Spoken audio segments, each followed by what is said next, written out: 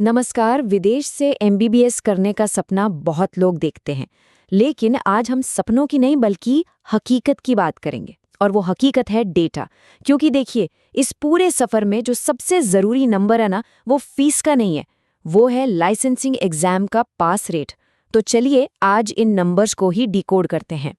और ये बात बहुत ज़रूरी है, क्योंकि ये सिर्फ एक डिग्री का सवाल नहीं है, ये आपके पूरे करियर का, आपकी पूरी जिंदगी का सवाल है। एक गलत फैसला और 6 साल की मेहनत पर पानी फिर सकता है। इसीलिए आज हम लेटेस्ट डेटा को बारीकी से देखेंगे, ताकि ये फैसला पूरी तरह सोच समझकर इन्फॉर्म्ड तरीके से लिया जा सके। तो सबसे पहले उस दीवार को समझते हैं जिसे पार करना है। इसका नाम है फॉरेन मेडिकल ग्रेजुएट एग्जामिनेशन, या जिसे हम सब एफएमजीई कहते हैं। देखिए, इसे भारत की सबसे मुश्किल परीक्षाओं में से एक कहा जाता है। और ये बात मैं आपको बता दूं, बिल्कुल सच है। अच्छा, अब जरा इन आंकड़ों पर नजर डालिए, ये आपको शायद थोड़ा चौंका दें। हाल के सेशंस में पास रेट देखिए। एक सेशन में ये करीब 29% था, और उसके ठीक अगले सेशन में धड़ाम से गिरकर सिर्फ 18.6% पर आ गया। मतलब 100 में से सिर्फ 18-19 लोग पास हुए। इससे साफ पता चलता है कि ये एग्जाम कितना अनप्रिडिक्टेबल और कितना टफ है। और ये सिर्फ मुश्किल नहीं है, कंपटीशन का लेवल देखिए। हर सेशन में 45,000 से ज्यादा स्टूडेंट्स ये एग्जाम देते हैं। 45,000 मतलब एक बड़े क्रिकेट स्टेडियम को पूरा भर दें उतने लोग, और सबके सब एक ही सपने के साथ। ये है इस एग्जाम का स्केल।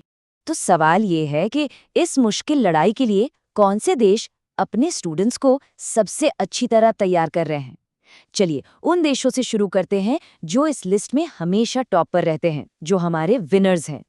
तो ये है हमारे टॉप परफॉर्मर्स, नेपाल, जॉर्जिया और बांग्लादेश। आप देख सकते हैं इनके पास रेट्स बाकी देशों से काफी बेहतर है। पर सवाल ये है कि क्यों? इन आंकड़ों के पीछे एक पैटर्न है। नेपाल का बड़ा फायदा है उसका बिल्कुल भारत जैसा सिलेबस। वहीं जॉर्जिया और बांग्लादेश में मजबूत क्लिनिकल ट्रेनिंग और भारत जैसा ही पेशेंट एक्सपोजर उन्हें बाकियों से आगे रखता है। नेपाल की सक्सेस का सीक्रेट? कोई सीक्रेट है ही नहीं।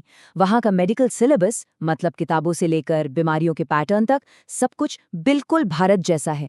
आप जो वहाँ पढ़ते हैं वही यहाँ एग्जाम में आता है। और यही वजह है कि वहाँ के टॉप कॉलेज जैसे बीपी कोइराला इंस्टीट्यूट का पास रेट कभी-कभी 70% तक पहुँच जाता है। सोचिए।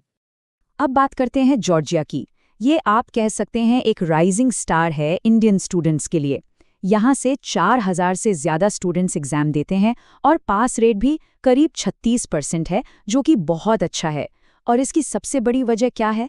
वो है इंग्लिश मीडियम में दी जाने वाली मजबूत प्रैक्टिकल यानी कि क्लिनिकल ट्रेनिंग। ओके, तो अब उन देशों की बात करते हैं जो सबसे ज़्यादा पॉपुलर हैं, मतलब जहाँ सबसे ज़्यादा इंडियन स्टूडेंट्स जाते हैं। लेकिन यहाँ एक ट्विस्ट है। यहाँ भीड़ तो बहुत है, पर सक्सेस रेट में काफ़ी उतार चढ़ाव देखने को मिलता है। रूस की कहानी बहुत दिलचस्प है। सबसे ज्यादा भारतीय स्टूडेंट्स 11,000 से भी ज्यादा यहीं जाते हैं। एवरेज पास रेट भी ठीक ठाक है, करीब 29.5%। लेकिन यहाँ एक बहुत ज़रूरी बात है जिसे समझना होगा। असली खेल देश का नहीं, यूनिवर्सिटी का है। एक बात याद रखिएगा, कजान फेडरल या क्रीमियन फेडरल जैसी टॉप यूनिवर्सिटीज़ और किसी छोटी रीजनल यूनिवर्सिटी के प्रदर्शन में ज़मीन आसमान का फ़र्क होता है। अब फिलीपींस पर आते हैं। यहाँ का सिस्टम यूएस बेस्ड सिलेबस पर चलता है, जो स्टूडेंट्स को केस स्टडी वाले सवालों के लिए बहुत अच्छे से तैयार करता है। हाँ, ये सच है कि हाल में इंटर्नशिप के कुछ रूल्स बदलने से पास रेट में थोड़ी गिरावट आई है, जो अब करीब 20% है। लेकिन उनकी ट्रेनिंग का जो तरीका है ना, वो आने वाले समय के लिए एकदम परफेक्ट है। अब हम उस लिस्ट पर आते हैं जिसे मैं कहती हूँ कॉशन लिस्ट। मतलब यहाँ बहुत ज्यादा सावधानी बरतने की जरूरत है। ये देश पॉपुलर तो है, लेकिन इनके पास रेट्स हमेशा से ही कम रहे हैं। तो यहाँ फैसला बहुत बहुत सोच समझकर करना होगा। चीन एक बहुत बड़ा डेस्टिनेशन है, हजारों स्टूडेंट्स हर साल जाते हैं। लेकिन आंकड़े क्या कहते हैं कि यहाँ से आने वाले लगभग 5 में से सिर्फ एक स्टूडेंट ही एफएमजीई क्लियर कर पाता है। पास रेट सिर्फ 19.4% है। और इसकी दो बड़ी वजह हैं। पहला, लैंग्वेज बैरियर, और दूसरा एक ऐसा सिलेबस जो इंडियन क्लिनिकल प्रैक्टिस से मेल नहीं खाता। फिर आता है किर्गिस्तान। इसका सबसे बड़ा अट्रैक्शन है इसकी कम फीस। लेकिन ये एक तरह का जुआ है, एक अफोर्डेबिलिटी गैम्बल, क्योंकि पास रेट हिस्टोरिकली सिर्फ 10 से 15% के बीच ही रहा है। यहाँ अच्छी क्लिनिकल ट्रेनिंग मिलेगी या नहीं, ये पूरी तरह से आपकी यूनिवर्सिटी पर डिपेंड करता है। मतलब ज़्यादातर मेहनत आपको खुद ही करनी पड़ेगी। लेकिन रुकिए, कहानी में एक बहुत बड़ा मोड़ आने वाला है।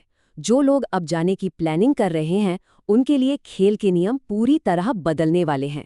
2026 से एफएमजीई खत्म हो रहा है और उसकी जगह ले रहा है नया नेशनल एग्जिट टेस्ट यानी नेक्स्ट। और यकीन मानिए, ये एक गेम चेंजर है। तो फर्क क्या है, इसे समझिए। एफएमजीई एक दिन का थ्योरी बेस्ड एग्जाम था, मतलब रटने पर ज्यादा जोर था। लेकिन नेक्स्ट ये 3 दिन का कंप्यूटर बेस्ड एग्जाम होगा और इसका पूरा फोकस क्लिनिकल एप्लीकेशन पर होगा। मतलब आपकी रटने की नहीं, बल्कि केस को समझने और सॉल्व करने की काबिलियत को टेस्ट किया जाएगा। तो इसका सीधा सा मतलब ये है कि अब अच्छी हॉस्पिटल ट्रेनिंग यानी कि मजबूत प्रैक्टिकल स्किल्स पहले से कहीं ज़्यादा इम्पोर्टेंट हो गई हैं। और इस बदलाव का फ़ायदा उन देशों को मिल सकता है जहां क्लिनिकल ट्रेनिंग पर पहले से ही बहुत फोकस है, जैसे कि जॉर्जिया या फिलीपींस। तो इतने सारे आंकड़ों, इतनी सारी बातों के बीच सवाल ये है कि सही फैसला कैसे लें। चलिए, मैं आपको एक सिंपल सी चेकलिस्ट देती हूँ जो आपकी मदद करेगी।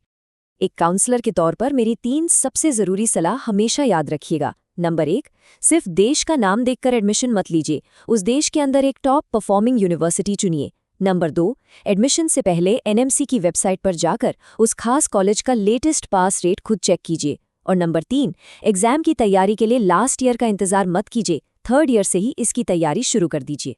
और आखिर में, कोई भी फैसला लेने से पहले अपने आप से बस एक सवाल पूछिए कि जिस यूनिवर्सिटी को आप चुन रहे हैं, क्या वो आपको सिर्फ एक डिग्री दे रही है या फिर आपको भारत में एक डॉक्टर बनाने की तैयारी भी करवा रही है। इस एक सवाल का जवाब आपको सही रास्ते पर ले जाएगा।